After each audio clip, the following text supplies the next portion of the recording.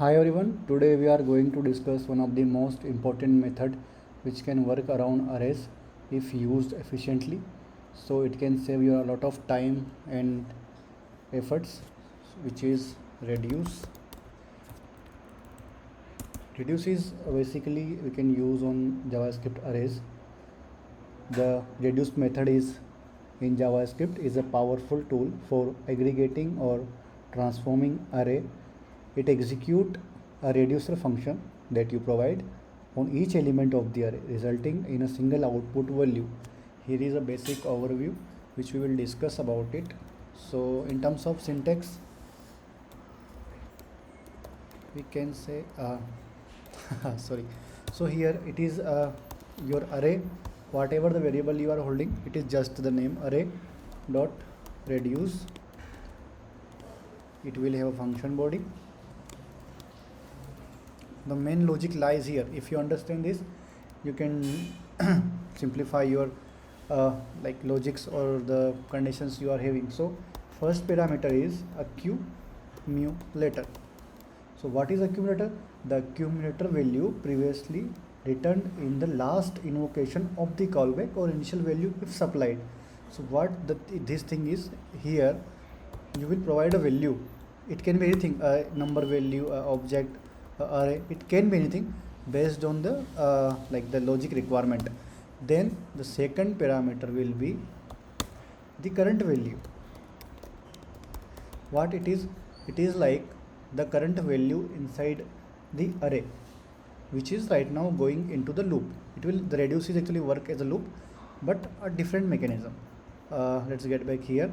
Third value is current index. This is an optional parameter. You can use it, skip it, doesn't matter, but this is optional. First two are required. Fourth parameter is the array. Which array? That one which is you already inserted. So let's describe again. Accumulator. The accumulator value previously returned in the last invocation of the callback or the initial value if supplied. So here the value which you provide will be treated as an initial value. Get to second value, current value. The current element being processed in the array will be treated as this. These names are just for indication purpose. You can name anything here. It's on you, the user choice. Third one is the current index, like 0, 1, 2, 3, because array start from 0. So it will be holding the current value and like the index of current value. Last one is also optional parameter, but that is an whole array. So now we will try to do some more we can say exercise here. So get back to some exercises. First we will try to do some of array elements. For example, we have previously discussed about declaring arrays. So for example, we have an array which is having parameter like 1, 2, 3, 4, 5. Array close. Now you will write something like you will be getting a total of sum. What you need to do? Your array numbers dot reduce. Here I am using the same names which we used above. Accumulator, comma the current value. Now we will be inside our arrow method, and here we will do the main logic. So initial value we are providing as a 0. So now it's 0. The return value will be return accumulator. Sorry, I will have to copy accumulator plus the current value. Let me describe you this logic, what it is doing at all. So this is a loop. It will return value at the last to the sum. What it will be? Like 0. Initially value of accumulator is 0. Then current value. The first value is 1. So 1. Then the accumulator is updated. Each return from here will update this value. Keep in mind, each loop, this is a loop, it will update this accumulator each time. For example, for first time it is going accumulator is equals to 0 and current value is equals to 1. Now, okay, sorry, what will happen after the logic iteration done, accumulator, this will become 1, okay, based on this logic. 0 plus 1 1. The next iteration is like, now the accumulator is 1. From here it's currently 1, comma, the current value, what is the, okay, let's, sorry, what is current value? 2. The second value from the array is equals to 2. After the iteration, what will happen? Accumulator is 1, current value is 2. 2 plus 1, it's now accumulator is updated to 3. Okay, same way for our all these steps. So 5 4 9 9 1 10 10 and 5 15. Let's see the result of sum. Okay, sorry, console.log sum. Here you will see the output 15. So this is a kind of loop, but a different kind of behavior it is doing. You can see how many line of code it saves for you. Previously we have discussed for loop, while loop, map, this kind of loop we discussed, but it can save a lot of efforts. Okay, let's have another example, which is like, what should we do? We can do, okay, there is an array with multi-dimensional values. We can reduce to it to a single array. Okay, so you can think more about how you can use this in your coding practices. Okay, for example, here you have one array with holding 3 values, comma, on 0 index you have one array, on the first index you have an array with 2 values, then on the third index it could be like a value like this. Okay, now we will make a single array with all the values. There is different ways available, but we will try to do it with the reduce method. So it's like what should be the name? We can use like flattened equals to our variable name, this one, arrays dot reduce. Similarly, accumulator, comma, current value. Other two parameters are optional. You can keep or not keep, it's up to you based on the requirement. So we are again going through these values.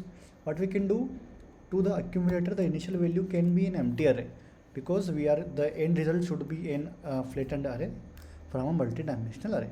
So here the result could be like return accumulator dot concatenate, because it is an array. So initially it is empty, but it is an array. So concat is a method which combine two arrays, because this is an array, this is an array. They are all inside an whole array, but they are also arrays, individual arrays, as like this is on 0 index, this is first index, and this is second index. So here we can pass our current value as concatenate inside the concatenate method to return a new array. When this will get result output, when the loop completes its iterations. So first it is empty array, it get this one, then this one, then this one, all this combined into a single array. Let's see the output.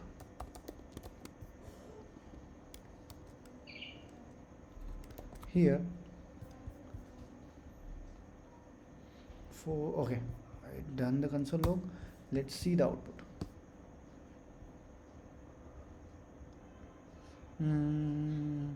Let me think about it. What can be the issue?